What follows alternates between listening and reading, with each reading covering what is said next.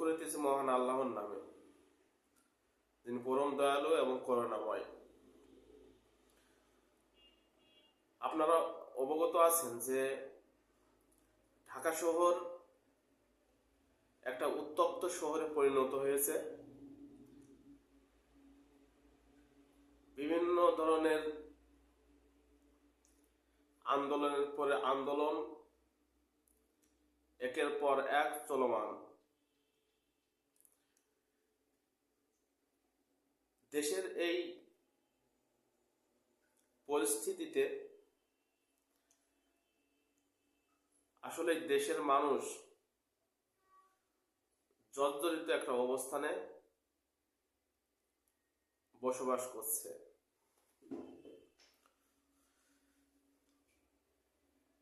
বর্তমানে আপনারা জানেন যে রিক্সা চালকদের যে আন্দোলন চলছে, অটো রিক্সা যেটা হচ্ছে মোটর চালিত যে রিক্সাওয়ালা, সেই রিক্সা চলাচলে বাধা সৃষ্টি করেছে এবং নিষেধাজ্ঞা দিয়েছে। এখন সেই অটো রিক্সা চালকরা রাজপথে নেমেছে। বিভিন্ন নিউজে দেখা যাচ্ছে কিছু কিছু রিক্সা চালক যারা পা চালিত রিক্সা চালাইতে পারে না এবং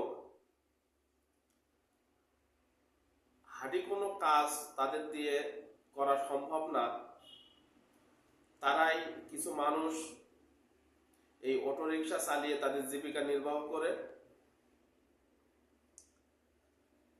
তাদের রিক্সা যখন বন্ধ করে দেওয়া হয়েছে,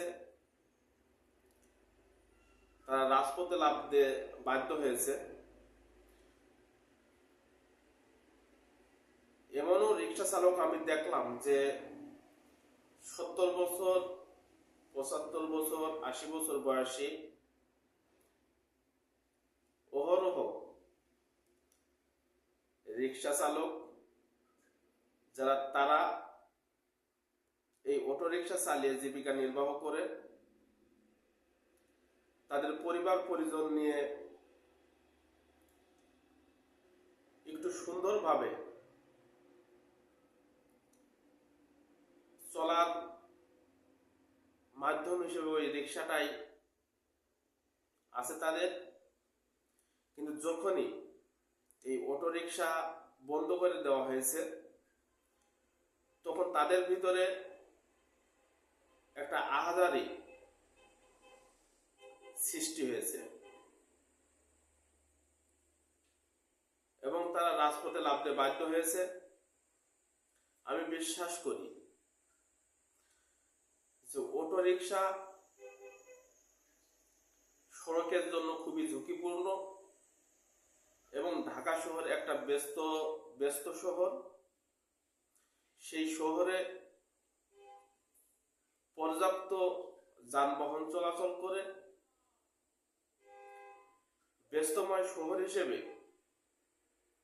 আমরা জানি যে বাংলাদেশ একটি অধিক জনসংখ্যা বিশিষ্ট দেশ। এই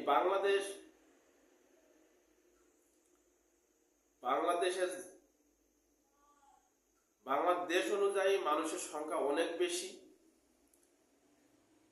সেই ছোট্ট দেশে জনসংখ্যা বৃদ্ধির কারণে যানবাহন বৃদ্ধি পেয়েছে। যদিও গাড়ি ঘোড়ার চাপ আবার এই অটো রিক্সা পর্যাপ্ত পরিমাণে বেড়ে গেছে, আমি অস্বীকার করি না। এবং ঢাকা শহরের যানজটের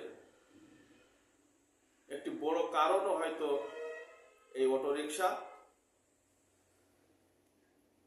তো বিষয়টা হচ্ছে অটোরিকশা চালকরা এখন কি করবে, তাদের জীবিকার মাধ্যম কি? 20 বছর, 30 বছর, 35 বছর বয়সী রিক্সা চালকেরা হয়তো অন্য কোনো পেশায় নিয়োজিত হতে পারে। 60 বছর, 65 বছর, 70 বছর যে মানুষগুলো অটোরিকশা চালিয়ে তাদের পরিবার পরিজন নিয়ে 3 বেলা খেয়ে বেঁচে আছে, যে পরিবার ওই রিক্সা চালকের উপরে নির্ভর করে সেই ইনকাম করে আসার পরে একটু ভাতের মুখ তারা চোখে দেখবে। এই অটোরিকশা যদি বন্ধ হয়ে যায়, ওই বয়স্ক মানুষের ইনকামের পথ কি? তারা হাঁটি কোনো কাজ করতে পারবে না, তারা 20 কেজি ওজনের কোনো মাল মাথায় নিয়ে বহন করতে পারবে না। তারা অসুস্থ হইলে তারা চিকিৎসা হবে কিভাবে? 3 বেলা অন্ন কিভাবে জোটাবে?